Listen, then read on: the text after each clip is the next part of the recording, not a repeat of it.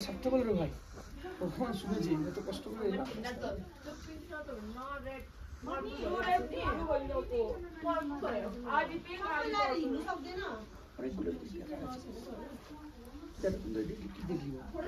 আগের ব্লগে দেখিয়েছি যে অলরেডি বন্দে ভারতে করে নেমে এসেছি এনজিপি স্টেশনে, এবং তার পরবর্তীতে একটা বাসের ব্লগ হয়তো চলে গেছে, কিন্তু এই ব্লগটাতে থাকতে চলেছে পুরো তুষার ঝড় আবৃত সেই ব্লগ।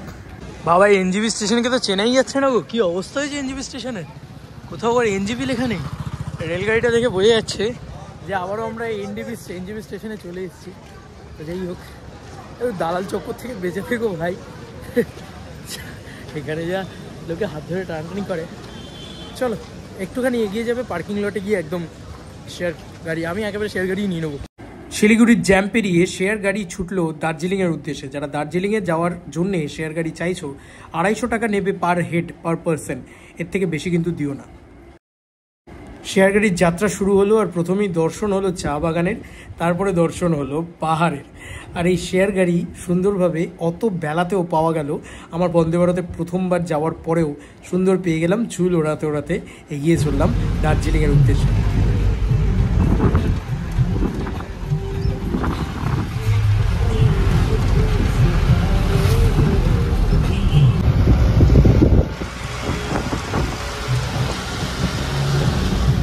কার্শিয়াংয়ের এক জায়গায় হল্ট দিল গাড়িটা। ওফ মাই গড, কি লোকেশান! আর বেশ ঠান্ডা, মানে আমি একটু শীত কাতুরে, তো আমার অল্প ঠান্ডাতেই বেশ ঠান্ডা লাগে। তো বেশ ঠান্ডা আছে, কিন্তু মানে আমি এটা এক্সপেক্টই করিনি যে দার্জিলিংয়ের রাস্তায় উঠতে গিয়ে আমার বেশ রকম ঠান্ডা লাগবে। হালকা হালকা বৃষ্টি পড়ছে, 1 ফোঁটা 2 ফোঁটা। দুর্দান্ত একটা ওয়েদার আর দুর্দান্ত একটা লোকেশন। মাই গড, চারিদিকে গ্রিনারি, মানে অক্সিজেনই অক্সিজেন। কেন ছুটি কাটাতে আসবে না লোকে এই জায়গায়? ভাই আমি সমুদ্রকে অপমান করছি না, বাট পাহাড় ইজ লাভ।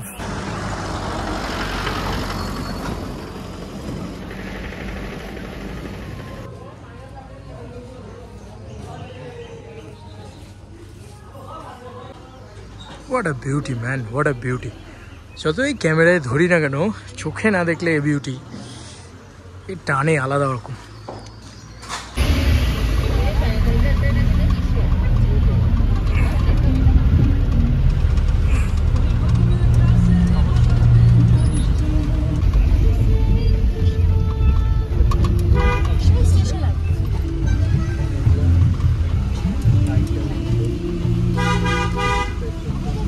তারপরেই পড়লাম দার্জিলিংয়ের সেই ভয়ঙ্কর জ্যামে। উপরে উঠতে গিয়েই সেই জ্যাম, এবং তার সঙ্গে দেখা হলো টয় ট্রেনের সাথে। অলরেডি এসে পৌঁছলাম দার্জিলিং, বাট বিভৎস ঠান্ডা ভাই, মুখ দিয়ে পুরো ধোঁয়া বেরোচ্ছে, বাপরে বাপ। চলো ম্যাল রোডে চলে এসেছি, চলো। অলরেডি কেভেন্টার্স ক্রস করে চলে এসেছি, আর সেই হাঁপাড়িটা শুরু হয়ে গেছে। স্বাভাবিক ভাই, চলে এসেছি পাহাড়ে। এই হচ্ছে আমার রুম, ঠিক আছে? এটা একদম মানে ছোট রুম বলতে পারো। অলরেডি আমার তো মনে হয় এটা 1 সিঙ্গেল বেড, এবং ওয়াশরুমটাও একটু দেখিয়ে দিই তোমাদেরকে। Just normal washroom. এটা 1000 টাকা পড়লো, ফল সিলিং টল সিলিং দিয়ে। আমার মনে হয় ভালোই, বেশ ভালো, তাই না? এরকম সিজন টাইমে এসে 1000 টাকা এই রুমটা পাওয়া। আর স্পেশালি আমি তো থাকবোই না, মানে আমি তো বেশিক্ষণ থাকবোই না, রাত্রিটুকু কাটাবো, কালকে সকালবেলা বেরিয়ে যাবো। কোথায় যাচ্ছি সেটা পরবর্তী, মানে যতক্ষণে যেতে পারছি ততক্ষণ কনফার্ম বলতে পারছি না, কারণ একা আছি তো। সোলো ট্রিপ করার অনেক সমস্যা আছে, সেগুলো আর কি মানে যেতে পারলে তখন আমরা একদম ক্লিয়ারলি বলবো। দেখো জাস্ট কী লেভেলের ধোঁয়া বেরোচ্ছে মুখ দিয়ে। সন্ধ্যেবেলাটা এখানে ব্যাপক ঠান্ডা বেড়ে যায়, হালকা হালকা বৃষ্টি পড়ছে, ছাতাটা নিয়েই বেরোলাম। একেবারে ভালো রকম ঠান্ডা আছে, ঠিক আছে? যাই একটু ম্যাল রোডটা ঘুরে আসি। এখানে সব দোকানপাট সব 8টার ভিতরে বন্ধ হয়ে যায়। কিছু খাবার দাবার খেতে হবে, মোমোস খেতে হবে, স্পেশালি মোমো খেতে হবে। তো চলো, বিশাল খাড়াই, উঠতে গিয়ে আমার প্রাণ বেরিয়ে যাবে। দার্জিলিং ম্যাল এখন বলা যেতে পারে কাইন্ড অফ শুনশান। আমি এবারে এতটাই দেরি করে এসেছি, অনেকটা শুনশান বলা যেতে পারে। আমি অবাক হয়ে যাচ্ছি যে এটা নাকি পিক সিজন, মানে সত্যি দারুণ। সরি, আর ঠান্ডাটা না, মানে সিরিয়াসলি ঠান্ডাটা না ভয়ঙ্কর। ভয়ঙ্কর মিন্স ভয়ঙ্কর, বিভৎস ঠান্ডা। হাওয়া মারছে যা, টুপি পড়তে হচ্ছে 29 তারিখে এপ্রিল মাসের। বাপ রে বাপ, হাত জমে যাচ্ছে, আলাদাই ঠান্ডা। এই হচ্ছে ম্যাল, একটা চা ফা খাই একটু। হোটেল প্রসঙ্গে কিছু কথা তোমাদের বলে দিই, যারা দার্জিলিং প্রথমবার যাচ্ছ বা এরকম ভাবছো যে দার্জিলিং প্রথমবার যাব, তাদের জন্য হোটেল হচ্ছে জাকির হোসেন রোডের দিকে সব থেকে ভালো পাবে। মানে ম্যালে উঠবে, মেন ম্যালের একদম বাঁ সাইড দিয়ে একটা ঘোড়া রাস্তা বলে রাস্তা রয়েছে, সেই রাস্তা ধরে সোজা চলে যাবে।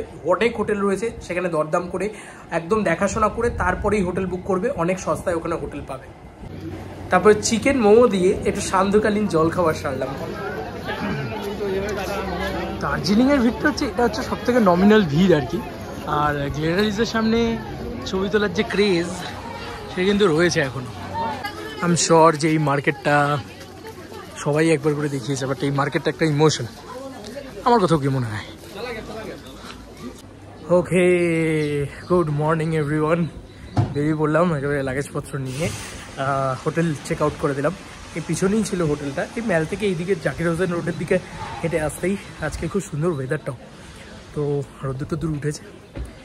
আর আপাতত যেটা বলার সেটা হচ্ছে বেশ ঠান্ডা, ঠিক আছে, ভালো রকম ঠান্ডা। একদম ফ্রেশন আপ হয়ে আজকে বেরিয়ে গেলাম দার্জিলিং থেকে। দেখা যাক আমাদের গন্তব্যস্থলে আজকে আমরা পৌঁছাতে পারি নাকি, কারণ এটা আমার জন্য ফার্স্ট টাইম এবং বেশ টেনশনের ব্যাপার আর কি এটা অ্যাকচুয়ালি। দেখি কী হয়, নাহলে আবার হোটেলেই ফিরে আসবো বলে রেখেছি। এই হচ্ছে রোডটা, নিচের দিকে না উপর দিকে উঠে যাবে, তাহলেই হোটেল পাবে, সস্তায় হোটেল পাবে। আমি আর প্রমোট করলাম না, বাট ভালোই ছিল আমার হোটেলটা। কি সুন্দর ভিউটা দেখো, কি ভালো লাগছে, টিনটিনের কুকুরের মতন, কি সুন্দর দেখো।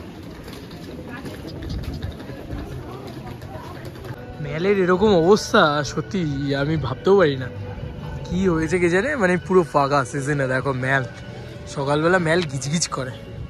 যাই হোক, চিরুনি টিরুনি কিছু আনিনি, চুলটা আঁচড়ানো হয়নি, দুগাছা চুল আছে, সেই চুলও আঁচড়ানো হয়নি।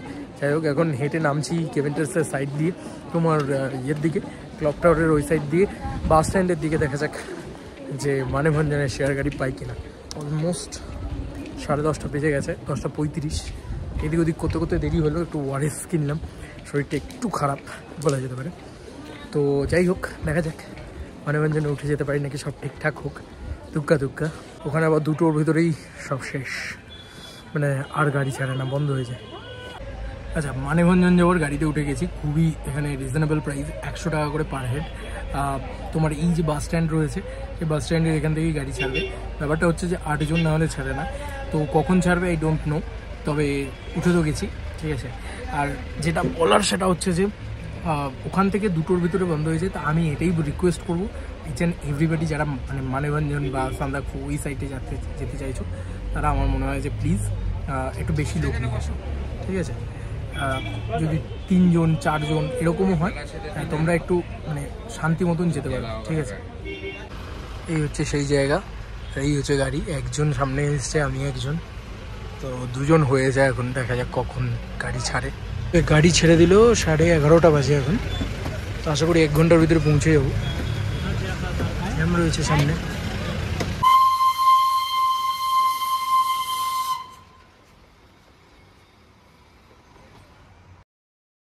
এই গাড়ি প্রথমে ঘুম হয়ে তারপরে সুখিয়া পোখরি হয়ে তারপরে যায় হচ্ছে মানেভঞ্জন।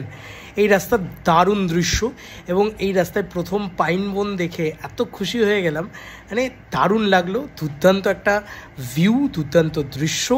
এই রাস্তা উপভোগ একমাত্র চোখেই করা যায়, ক্যামেরায় সব কিছু ধরে রাখা যায় না।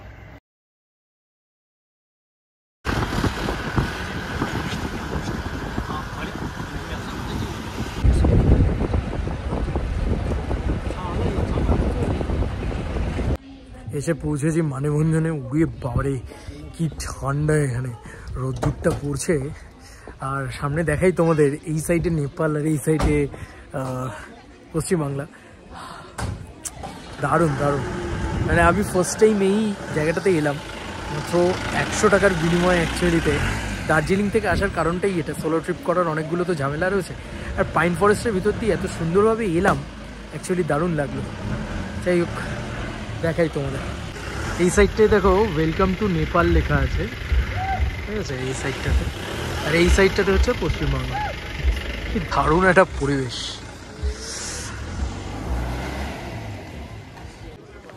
আর আমার ভাগ্যটা খুব ভালো যে আজকে ওয়েদারটা দারুণ আছে। দেখা যাক, যে মানেভঞ্জন চলে এলাম, এবার সেকেন্ড হার্ডেল হচ্ছে সান্দাকফু ওঠা। ওটা একটা বিরাট বড় হার্ডেল আর কি বলা যেতে পারে। তো আগে ওই হার্ডেলটা কভার করি, কারণ একা একটা মানুষ 7,000 টাকা দেওয়া তো সম্ভব না। তো দেখা যাক শেয়ারে পাওয়া যায় নাকি ওখান থেকে, এমন কারোর সাথে কথাবার্তা বলে। এই জায়গাটাকে বলা হয় নাকি ল্যান্ড অফ ল্যান্ড রোভার্স। তো নতুন একটা জায়গার খোঁজে আর কি আসা, নাহলে তো বারবার দার্জিলিং আসা হয়। আর কি ঠান্ডা, আমাকে দেখেই বুঝতে পারছো মাফলারটাকে কি বিচ্ছিরিভাবে জড়িয়েছি। ওফ, চলো এগোনো যাক।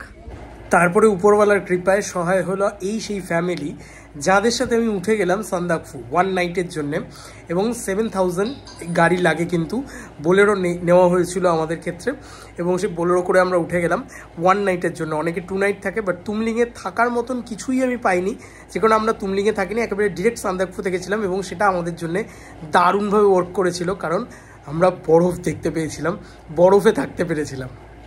প্রবেশ করলাম মেঘের রাজ্যে, চারিদিকে শুধু মেঘ আর মেঘ।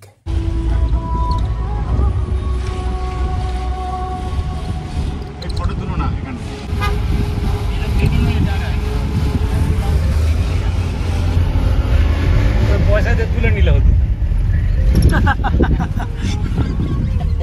আছে তো জায়গা পিছনে। আর্মি চেকপোস্টে ফটো তুলে কিন্তু মোবাইল কেড়ে নিয়ে সেগুলোকে ডিলিট করায়, সেক্ষেত্রে আমাদের ক্ষেত্রে হয়নি। খুবই ভালো ওনারা। তো আমাদেরকে একদমই বারণ করা হয়েছিল ফটো না তুলতে আর্মি চেকপোস্টে, তুলিনি আমরা photo video whatever it is. আর হাসি মজা করতে করতে আমরা কিন্তু মেঘের রাজ্য দিয়ে আস্তে আস্তে তুমলিংয়ের দিকে এগোচ্ছি। ঠিক আছে, এই সব দেখতে পারবে। হ্যাঁ, যত উপরে উঠছিলাম পাহাড়ের ভিউটা দেখে মন খুশি হয়ে যাচ্ছিল। এটা ভালো বলেছে। पैदल जाना पड़ेगा, कुछ पैदल जाना पड़ेगा, पैदल जाना पड़ेगा।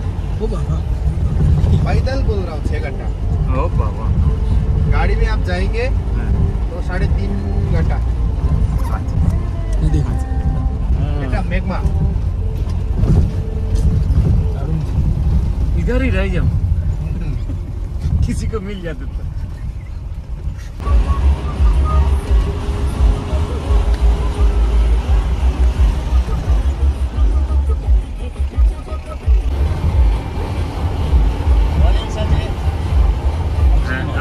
দুটো দোকানে দুটো ছিল, দুটোই নিয়েছি।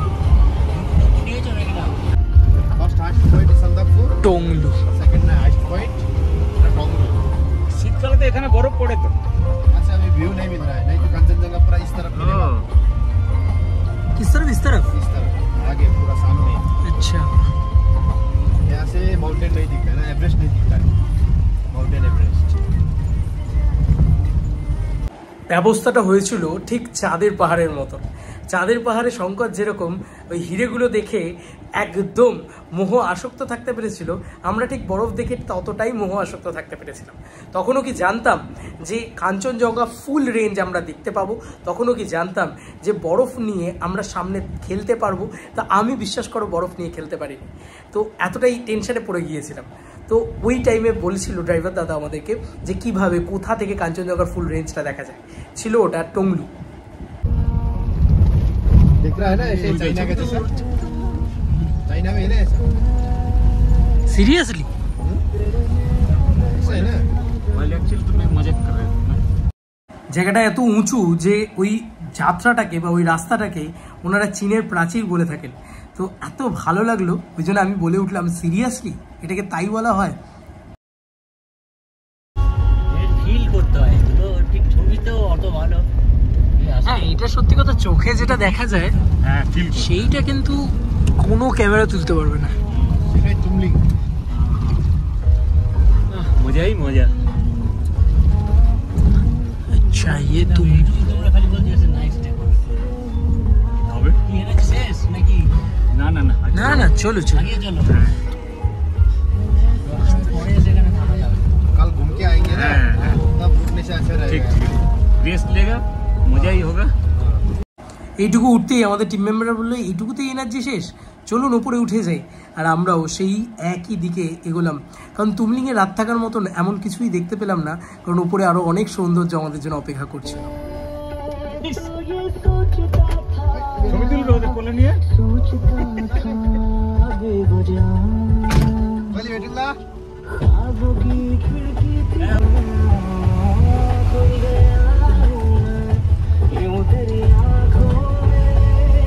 তুমলিং পেরোতেই আমরা শুরু করলাম সিঙ্গালিলা ন্যাশনাল ফরেস্টের সব থেকে ডেঞ্জারাস রাস্তা এবং ঘন জঙ্গলের এন্ট্রি নেওয়া।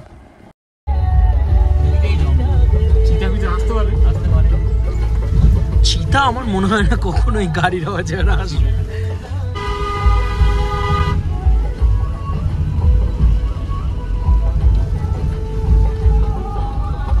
ওখানে মাল্টিপল চেকপোস্টে পারমিট চেক হয়, সেই রকমই একটা চেকপোস্টে দাঁড়িয়ে গেলাম আমরা পারমিট চেক করাতে, এবং সঙ্গে একটু চা এবং একটু ঘুরে বেড়ানো।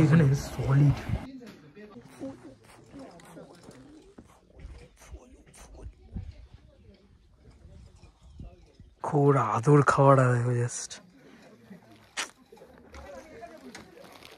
কি মিষ্টি, কি কিউট।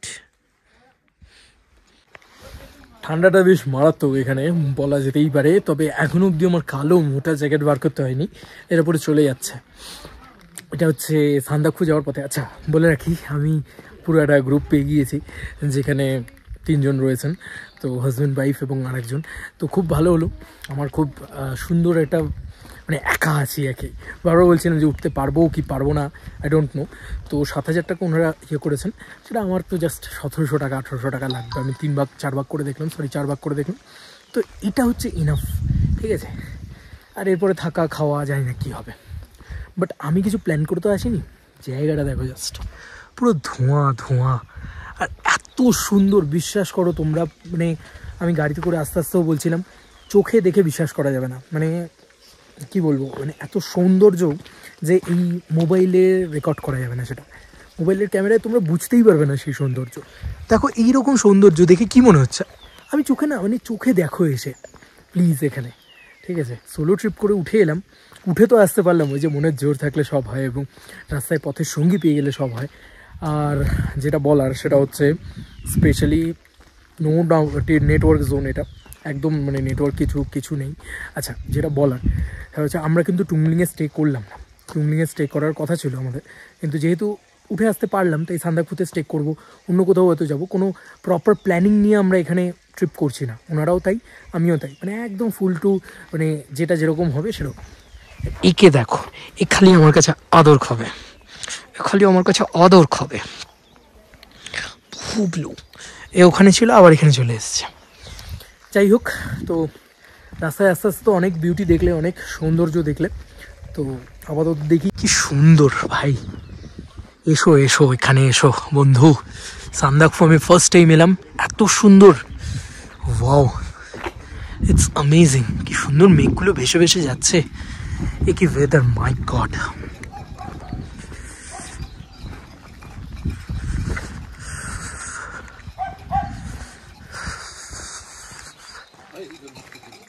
কি সুন্দর বুড়ো সাধুর বোতলগুলো দেখো,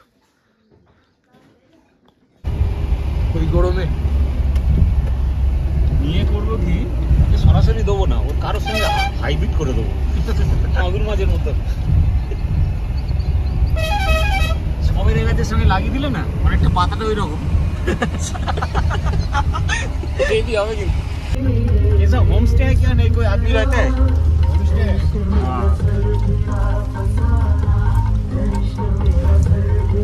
এবার শুরু হলো সেই খতরনাক রাস্তা, যেখানে একদিকে খাদ আর এরম বোল্ডার ফেলা ফেলা রাস্তা, যেখানে একটু গাড়িটা এদিক ওদিক হলেই মনে হচ্ছে খাদে পড়ে যাবে গাড়িটা। সেই ভয়ঙ্কর রাস্তা, বললাম পাহাড় অলওয়েজ ভয়ঙ্কর সুন্দর, যাদের মনে জোর আছে, যাদের শরীরের ক্ষমতা আছে, তারাই এসো ভাই, এই রাস্তা পুরো অ্যাডভেঞ্চারাস রাস্তা, এনজয় করার মতন রাস্তা।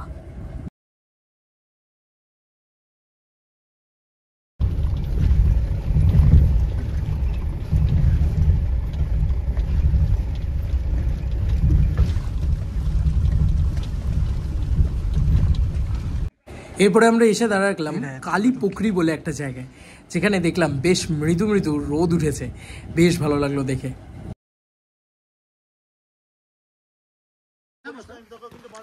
কালী পুকুরি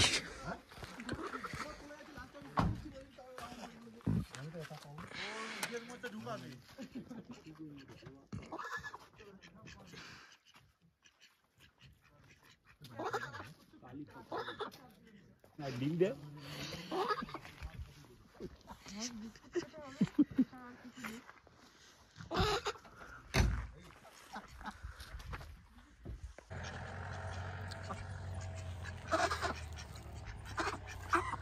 ব্যাপার যখন মনে হবে দেখে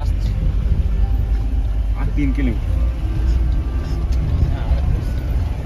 স্টেবল রেকর্ডিং করা যাবে না এখান থেকে।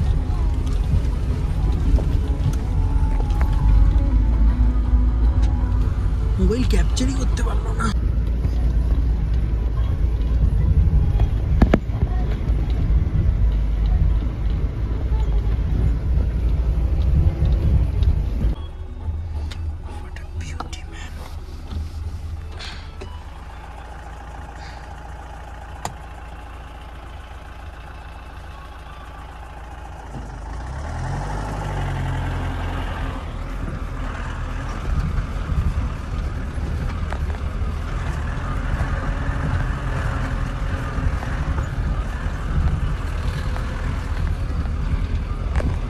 তারপরে এমনই রাস্তায় পড়লাম যেখানে রাস্তা বলে আর কিছু নেই, আছে শুধু পাথর আর মাটি।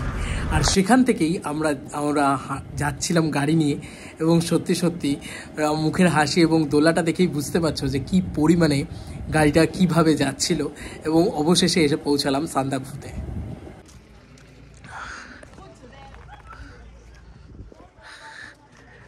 What a beauty, man, what a beauty.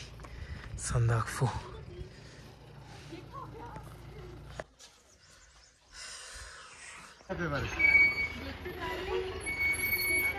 এইটাই তো কাঞ্চনজঙ্ঘা সামনে, কাঞ্চনজঙ্ঘা দেখতে পাচ্ছিস? একদম সামনে এটাই কাঞ্চনজঙ্ঘা।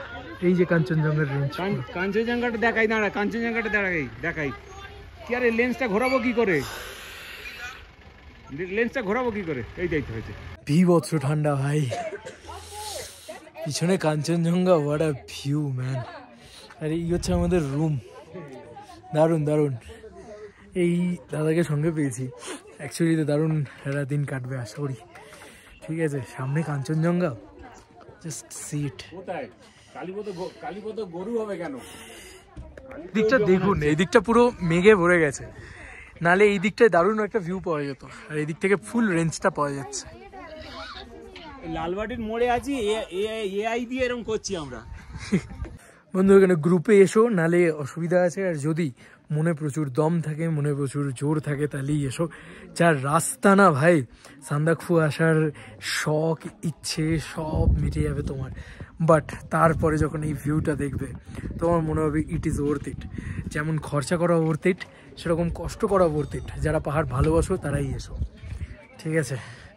পার পার্সন 1.5K, মানে 1,500 টাকা করে নিল এখানে।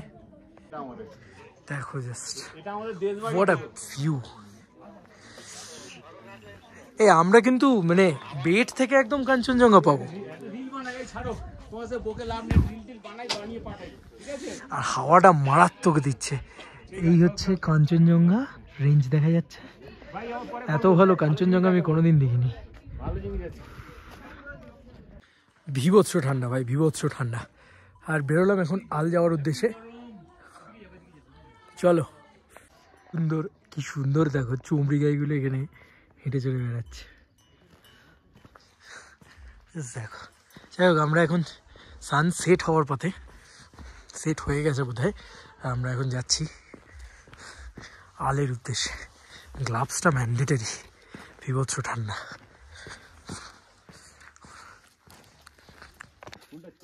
আল যাওয়ার রাস্তা। চুপচাপ হোটেলে ফিরে এসেছিলাম। এত অক্সিজেনের কমতি হচ্ছিল আর এতটাই কষ্ট হচ্ছিল ওই পাহাড়ি রাস্তা উঠতে। আল ওখান থেকে প্রায় 1 ঘন্টার রাস্তা হেঁটে ট্রেক করে অসম্ভব ছিল আমাদের জন্যে। আমরা সবাই হোটেলে ফিরে আসি, সন্ধে হয়ে নেমে আসছিল। যে এখানে যারা না এসছে তারা বুঝতে পারবে না ঠান্ডাটা কি মারাত্মক। শরীর খারাপ হয়ে যাওয়ার মতো। ঠোঁটটা দেখো জাস্ট কি অবস্থা হয়েছে। আমরা আল যাওয়ার চেষ্টা করলাম, শরীর পারমিট করলো না, যেতে পারলাম না, সরি। আচ্ছা যাই হোক, টেরেসটায় বসি, সানসেট হয়ে গেছে। ও সান্দাকফু অ্যাকচুয়ালিতে জেম জায়গা ভাই।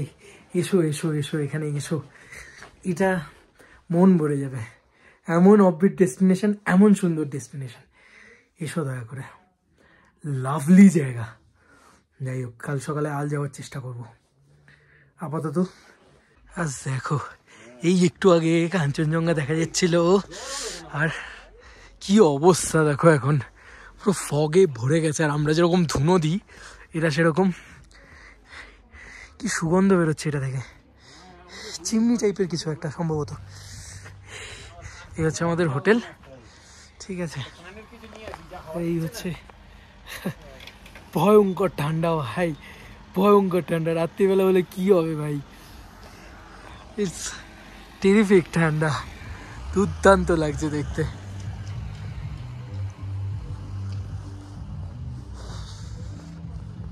হেভেন, পশ্চিমবঙ্গের হাইয়েস্ট পয়েন্ট হচ্ছে সান্দাকফু।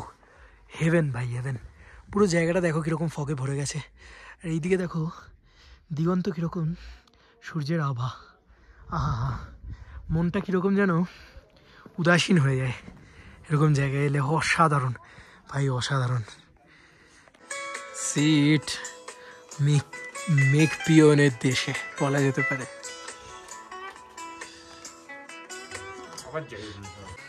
সুন্দর জ্বালিয়ে দিয়েছে আলো, হা হা হা, দারুণ লাগছে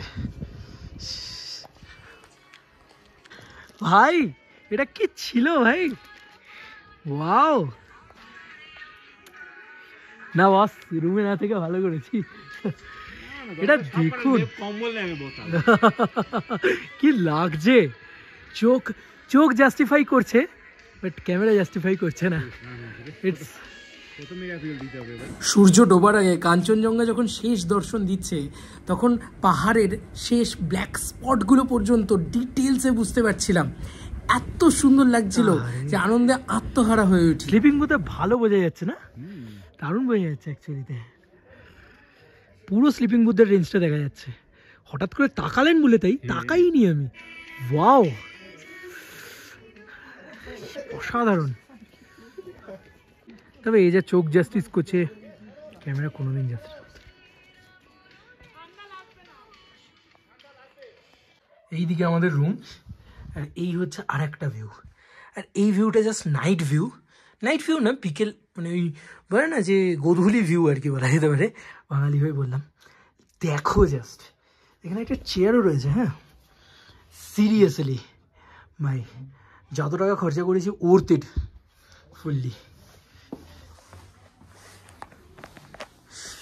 ফুললি ওর্থ ইট। ঠিক আছে, এখানে খাওয়া দাওয়ার অসুবিধা রয়েছে, স্বাভাবিক। শুধু চা ছাড়া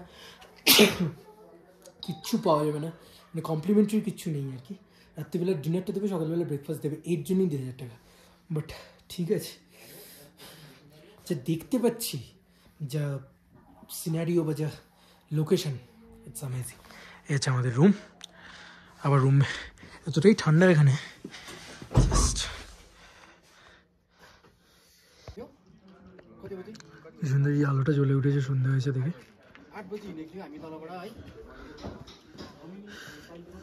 ভিউয়ের এই অবস্থা, সন্ধ্যাবেলা আর পাহাড়ে কিছু পাওয়া যায় না।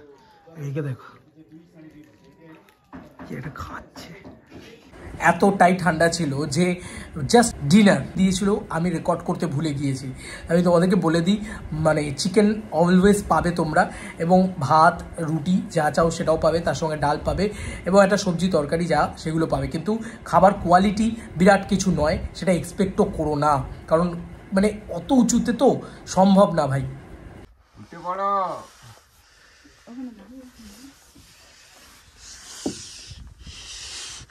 আরে মহারাজ চ্যাটার্জি স্বপ্নেও কল্পনা করতে পারেনি এরপরে যে ওই রকম বরফ সকালবেলা আমাদের জন্য অপেক্ষা করছে। ভোর 3টে থেকে শুনেছিলাম নাকি বরফ পড়েছে। আমাদের পাশের ঘরে যারা ছিলেন তারা অলরেডি বললেন যে 3টের সময় তারা ওয়াশরুমে উঠে ওরকম দৃশ্য দেখে বিশ্বাস না করে ঘুমিয়ে পড়েছিলেন। ভোর 4:45 তখন আমাদের আস্তে আস্তে ঘুম ভাঙে, এবং আমি প্রায় 5:15-20 নাগাদ জানলার সামনে যাই। তারপরেই দেখি এই দৃশ্য। তোমরাই দেখো বন্ধু, জাস্ট চোখকে বিশ্বাস করার মতো নয়। মে মাসের 1 তারিখে ওই রকম বরফ। কি সুন্দর লাইভ স্নোফল হচ্ছে।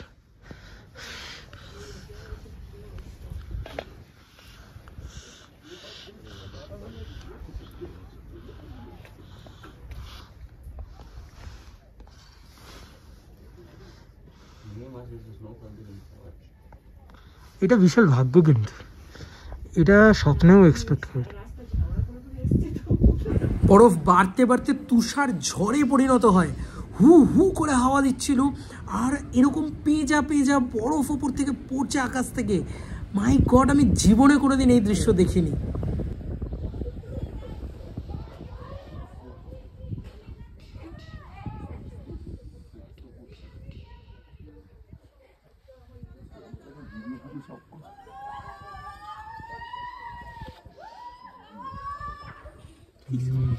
এই তো বেরিয়ে পড়েছে মে মাসের 1 তারিখে স্নো।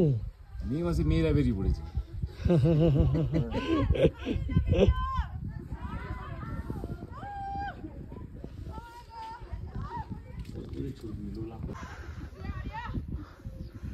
ওহো, কি দৃশ্য!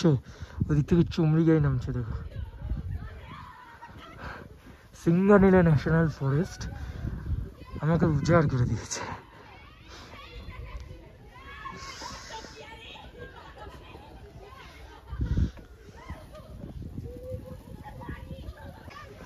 Fresh snow, fresh snow.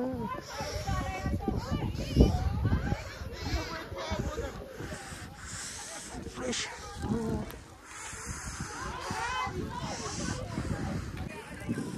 Fresh snow গান হচ্ছে।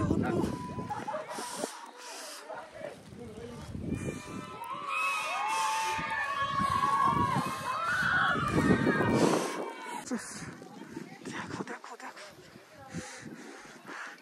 সান্দাকফু আমাকে ঢেলে দিয়েছে লাইভ স্নো।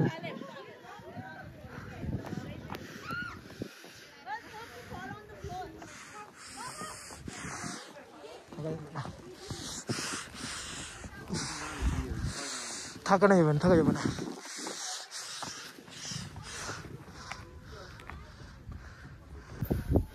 গাছগুলো দেখো, এত সফল হচ্ছে।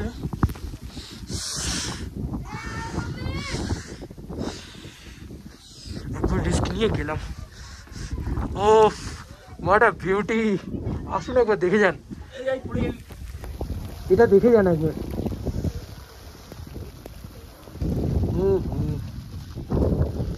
কি লাগছে গাছগুলোকে, अमेजिंग।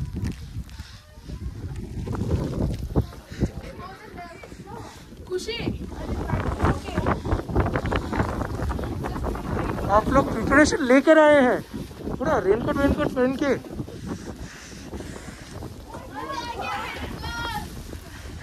आप लोग पूरा प्रिपरेशन लेके आए हैं।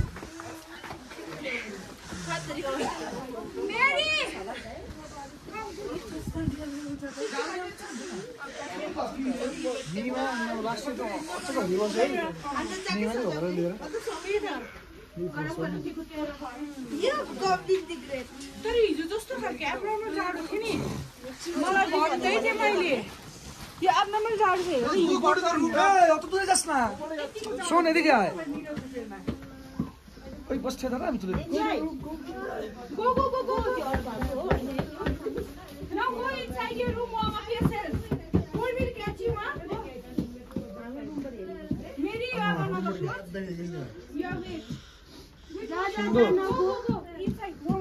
এখানে ছাড়তে বল রে ভাই, ওখানে শুনেছি এত কষ্ট করে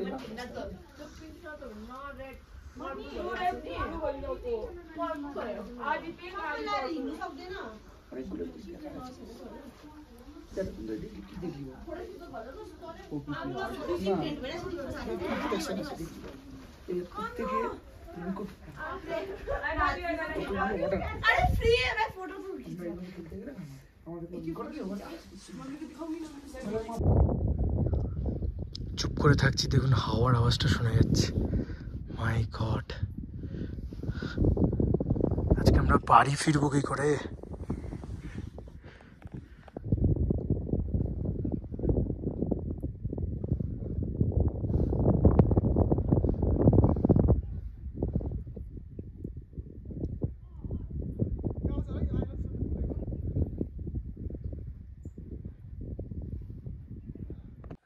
আজকে সকালে নাকি আমাদের আলি যাওয়ার কথা ছিল, সানরাইজ দেখতে। সানরাইজ তো ছাড়ো ভাই, এত বরফ পড়ছে, আল কি নিচে যেতে পারবো নাকি সন্দেহ আছে।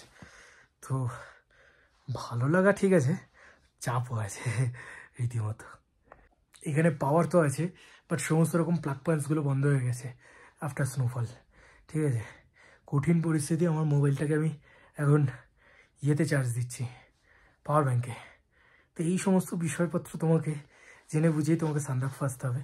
বাট সান্দাকফু তোমাকে যা দেবে সেটা উজাড় করে দেওয়ার মতন বিউটি। দেখো জাস্ট এই বিউটিটা সান্দাকফু তোমাকে দেবে, লাইভ স্নোফল দেবে তোমাকে সান্দাকফু। সত্যি ওয়াও। না আমি একটাই কথা বলতে চাই, হয়তো সান্দাকফু সবাইকে দেয় না। আমার first time Sandakphu, first time snow, মানে এতটা স্নো আমি প্রথমবার দেখলাম। তো আমাকে তো উজাড় করে দিয়েছে, আজকে মে মাসের 1 তারিখ, উজাড় করে দিয়েছে আমাকে।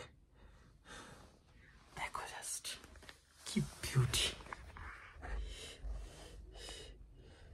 গাড়ির মাথায় পুরো এত মোটা বরফের আস্তরণ, যাবো কি করে, ফেসে গেলাম। অলরেডি আমরা নিচে নেমে যাচ্ছি এখান থেকে। এই গাড়িটা আমাদের নিয়ে যাচ্ছে, ঠিক আছে। এই সিচুয়েশন রেস্কিউ করে নিয়ে যাচ্ছে এখান থেকে।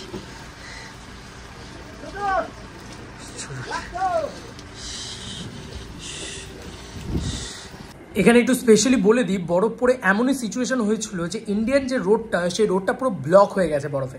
বরফ কাটতে এবং সেখান থেকে নামাতে এতটাই সময় লাগবে যে সন্ধে হয়ে যেতে পারে, যেতে কষ্ট হতে পারে। এবং সেই রাস্তা শুধু কষ্টদায়ক না, সেই রাস্তায় মানে যাওয়াই যাবে না, এমনই বরফটা পড়েছে। কাটতে কাটতে সন্ধে হলে আর ওই রাস্তায় গাড়ি চালানো যায় না, কারণ রাস্তা বলে অ্যাকচুয়ালিতে কিছু নেই। তাই আমাদেরকে নামানো হলো নেপালের রাস্তায়, এবং সেখানে ইন্ডিয়ান আর্মি থেকে শুরু করে নেপালের যারা ছিলেন প্রত্যেকে খুব হেল্পফুল। এবং গাড়ির ড্রাইভারটি সে কোথা থেকে যে চলে এলো, মানে সে তাকে একটা ব্যবস্থা করা হয়েছিল, সেখান থেকে এসছে। এবং ওই হোমস্টেতে যারা ছিলেন প্রত্যেককে রেস্কিউ করে নামিয়ে নিয়ে আসা হলো, জাস্ট কারণ ওই দিনকে, যেদিনকে আমরা নেমে আসছি সেদিনকে আরও টেম্পারেচার ফল ডাউন এবং প্রায় -6 ডিগ্রি টেম্পারেচারে চলে যাওয়ার কথা ছিল, আরও বেশি দুপুর থেকে স্নোফল হওয়ার কথা ছিল, যে কারণে আমাদেরকে কিন্তু নামিয়ে নিয়ে আসা হলো। এটা একটা ভয়ঙ্কর সিচুয়েশন। তাই স্নো দেখতে যতটা ভালো লাগে, ব্যাপারটা কিন্তু ততটাই ভয়ঙ্কর। 2-3 কিলোমিটার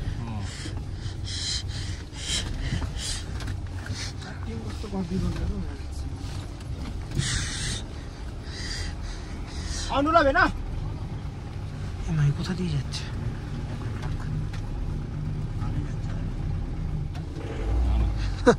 সব বলো না। রাস্তাটা यही रास्ते से आया था ना।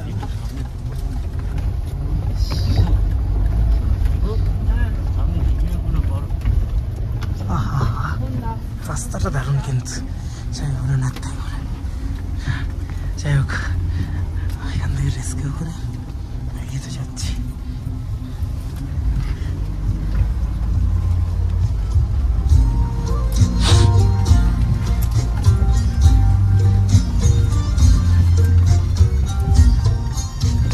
রাস্তা নিয়ে, বরফ নিয়ে, সব নিয়ে আমরা এতটা ভয় পেয়ে গেছিলাম যে রাস্তার সৌন্দর্য হাঁ করে দেখছিলাম, রেকর্ড করছিলাম ঠিকই, নিজেদের ভিতরে কথা বলাও বন্ধ করে দিয়েছিলাম প্রায়। গোটা পাহাড়টা যখন তারপরে সাদা হয়ে থাকতে দেখতে পেলাম গাড়ির ভিতর থেকে, মনটা উৎফুল্ল হয়ে উঠলো যে আমরা তো বেঁচে গেছি। তারপরেই বলে উঠি কি দৃশ্য, কি দৃশ্য।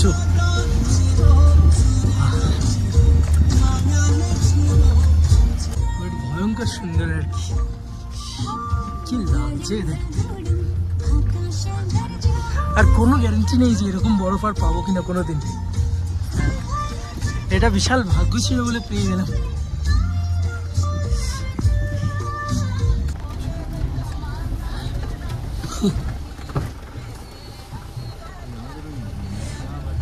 বরফ ঢুকে গেছে ভিতরে। আরে কি অবস্থা।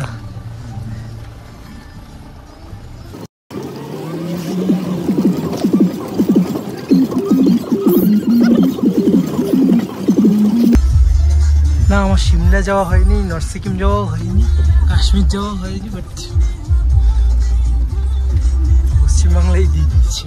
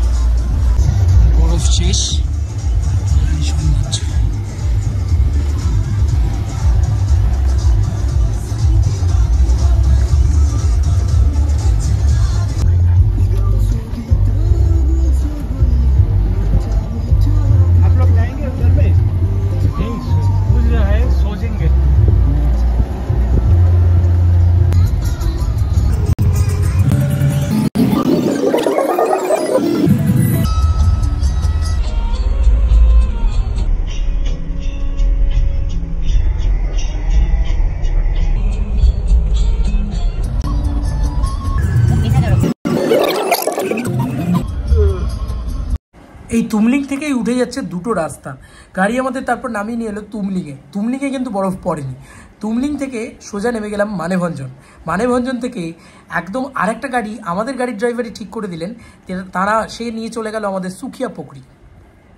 এখান থেকে আমরা সুখিয়া নেমে এসেছি, সুখিয়া থেকে এখন আমরা যাচ্ছি, দার্জিলিং যাচ্ছি। তো খুব চান্সে নেমে এসেছি ইয়ে থেকে, তোমার কি যেন বলে, সান্দাকফু থেকে।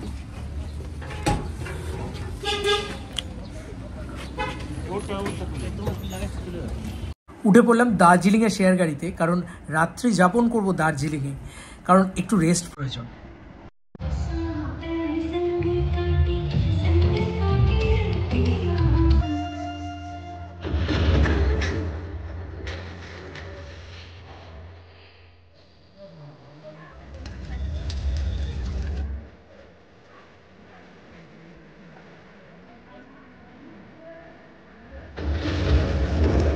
কপিরাইটের জন্য কতটা রাখতে দেবে তা তো জানি না, বাট দেবদার রুক্মিণীদের জন্য প্রচণ্ড প্রাউড ফিল হচ্ছিল, কারণ দার্জিলিং মেলে এসেই দেখি কাহনা গানটা অলরেডি সেখানে পারফর্ম করা চলছে। বাংলা ছবির গান অনেক দিন বাদে এরকম দার্জিলিং মেলে পারফর্ম হতে দেখে আমি ভীষণ খুশি হয়ে গেছিলাম, তাই রেকর্ড করে ফেলেছি।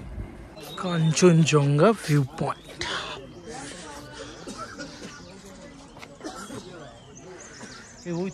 ওই তো কাঞ্চনজঙ্ঘা, ওইদিকে, ওই যে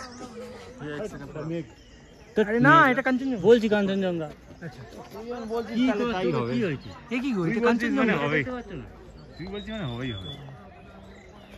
এই তো কাঞ্চনজঙ্ঘা,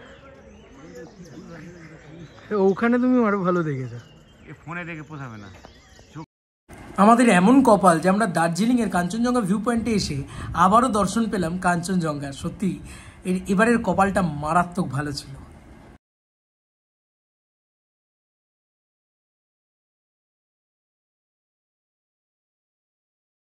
এই দুটো দেখ, দুটো পিক, এটা সব ফার্স্ট দিন মিল গিয়া, সুন্দর দেখছি।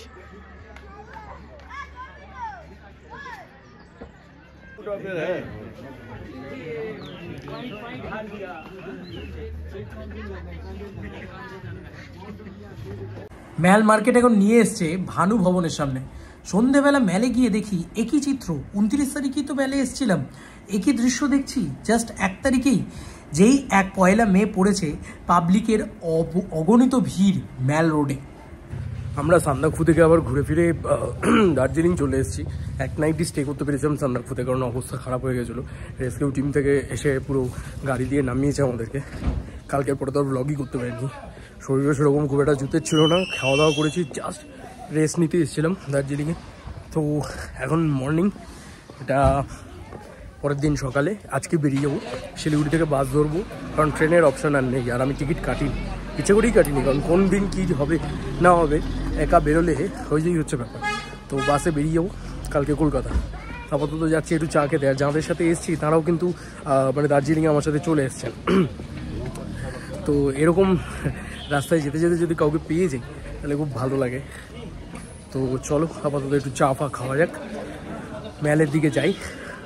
ঠান্ডা ভালো আছে, কালকে একটু ঠান্ডা লেগেওছে, মাথাটা চাপা দিয়ে ঘুমোইনি, ব্যাস সর্দি লেগে গেছে। দার্জিলিং কিন্তু বেশ ঠান্ডা, আজকে মে মাসের 2 তারিখ, বাট ভালো ঠান্ডা। চলো একটু চা খাই। দার্জিলিংয়ে এসে দার্জিলিং টি খাওয়া হয়নি। এখন ঘড়িতে বাজে ঠিক 8টাও না, 8টা বাজে 10 অলমোস্ট বোধ হয়, দেখা যাচ্ছে না, ধূপ এত। ম্যালের অবস্থাটা এইটা। আপাতত যাই। আজকে ওয়েদারটা ভালো আছে। কাঞ্চনজঙ্ঘা ভিউ পয়েন্ট থেকে যদি একটুখানি কাঞ্চনজঙ্ঘার দর্শন পাওয়া যায়, কালকে বিকেলে খুব ভালো করে পেয়েছিলাম। তো চলুন দেখি। আর রাত্রিবেলার খাওয়া দাওয়াতে অবশ্যই রুটি, তরকারি, এইসব জাতীয় জিনিসপত্র, পনির, এসব জাতীয় জিনিসপত্রই খেয়েছি। খুব একটা বেশি মাছ মাংস খেতে যাইনি, পাহাড়ে তো খুব একটা মাছ মাংস ভালো হয় না, সে কারণে খাইনি। আর আরেকটা জিনিস হচ্ছে যে সকালবেলার ব্রেকফাস্ট আমরা কিছুই, আমি সেরকম খাবার দাবার সেরকম কিছু দেখাইনি, সেখানেও আমি আমরা রুটি এবং তরকারিই খেয়েছি।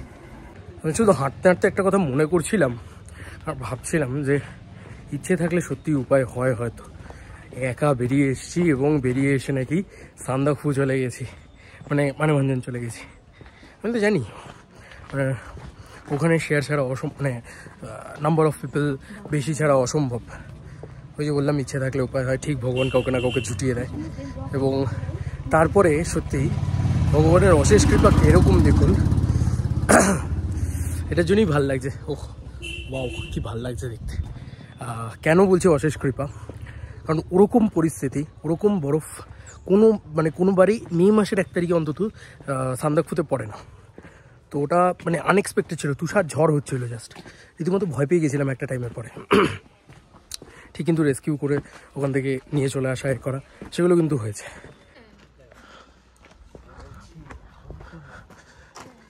লাগছে কি কপাল দেখো, আজও পুরো কাঞ্চনজঙ্ঘা রেঞ্জটা দেখা যাচ্ছে।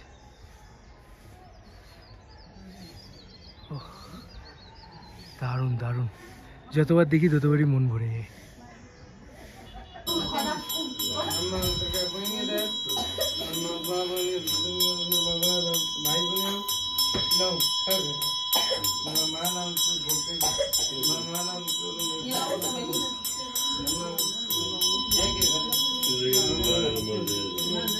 এরপরে সোজা শিলিগুড়ির শেয়ার গাড়ি ধরে নেমে আসি, এবং তার আগে একটু মহাকাল মন্দির গেছিলাম আর কি। খুব ভালো লাগে মহাকাল মন্দিরে গেলে, মনটাই আলাদা, একটা মহাকাল এর প্রতি টান ছিল যেন কোথাও গিয়ে, অত উঁচুতে উঠেও খুব ভালো লাগলো।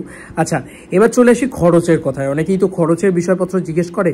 শিলিগুড়ি থেকে দার্জিলিং থেকে শিলিগুড়ি নামতে নামতে আমরা বলে ফেলি কীরকম কী খরচ হয়েছে। দেখো, প্রথম যেটা হচ্ছে আমার যেতে বন্দে ভারতে প্রায় 1,500 টাকার ঊর্ধ্বে খরচা হয়েছে, যেটা তোমরা স্লিপার ক্লাসে যেতে পারো, অনেক কম টাকার খরচা হবে। এবং আসতেও 1,500 টাকার ঊর্ধ্বে আমার খরচা হয়েছে এসি স্লিপার বাসে। সেটা তোমরা যে কোনো জায়গায় যেতে পারো, তো যে কোনোভাবে যেতে পারো, যেটা 350 থেকে 400 টাকার খরচা হয়, বা 500 টাকার বাসও ধরতে পারো, সেটাও আছে। তবে সেগুলোতে আমি কমফোর্টেবল মনে করিনি, তাই যাইনি। তাই এখানে আমার টোটাল ধরে রাখো 3,000 টাকা মতন খরচ হয়েছে। আর সান্দাকফু উঠতে গেলে মিনিমাম 4 জনের যে খরচটা এবং থাকা খাওয়া সব মিলিয়ে আমার আরও মোটামুটি ওই খুব বেশি হলে সান্দাকফু ধরে, ঠিক আছে, ওখানে হোটেলে একদিনে ছিলাম, 1,500 টাকা খরচ হয়েছে। আর গাড়িতে খুব বেশি হলে 2,000 টাকা খরচ হয়েছে। সব মিলিয়ে তোমার অলমোস্ট আমার ওদিকে দেখতে গেলে 1.5 + 2 3,500 টাকা খরচ হয়েছে। এবং এখানে 3.5 6,500 টাকা। এবং আরও দার্জিলিংয়ে একদিন ছিলাম আমি, 1,000 টাকা, 7,500 টাকা। এবং তার সাথে খাওয়া দাওয়া ঘোরা এগুলো নিয়ে সব মিলিয়ে তুমি আর ম্যাক্সিমাম যদি সোলো ট্রিপও করো, তাহলেও যদি এরকম টিম জুড়ে নিতে চাও, তাহলে তোমার খুব বেশি হলে খরচ হতে পারে 10,000 টাকার কাছাকাছি, তার বেশি নয়। আমার কিন্তু 10,000 টাকাও খরচা হয়নি, আমার 9,000 টাকার কাছাকাছি মতন খরচা হয়েছিল। যেহেতু আমরা 4 জন পরবর্তীকালে অ্যাড হয়ে যাই, এখানেই যদি তোমরা ট্রিপটা 6 জন বা 8 জন এরকম বড় ট্রিপে করো, তাহলে এই টাকাটা 6 থেকে 8,000 টাকার ভিতরে তোমাদের এই গোটা ট্রিপটা হয়ে যাবে। এবং সেক্ষেত্রে 2 দিন কিন্তু সান্দাকফুতে স্টেও করতে পারবে। সোয়েটার খোলার জন্য দাঁড়িয়েছি আমরা এখন। কানপুরে তালা লেগে গেছে না?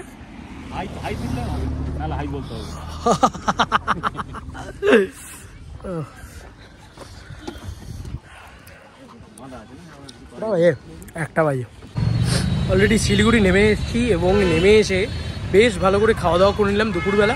আর রাত্রিবেলাটা ইচ্ছে আছে ইয়ে দিয়েই কাটানোর, তোমার যে কেক বিস্কিট এগুলো রয়েছে সেগুলো এই ফ্যান্সি হোটেল থেকে খেলাম সুপ্রিয় স্যারের কথায়। তো অ্যাকচুয়ালিতে না হোটেলটা খুব ভালো, খুব তৃপ্তি করে খেলাম। এবং দেখলেই যে একদম কাঁসার থালাবাটি গ্লাসে দেয়, খুব ভালো লেগেছে আমার।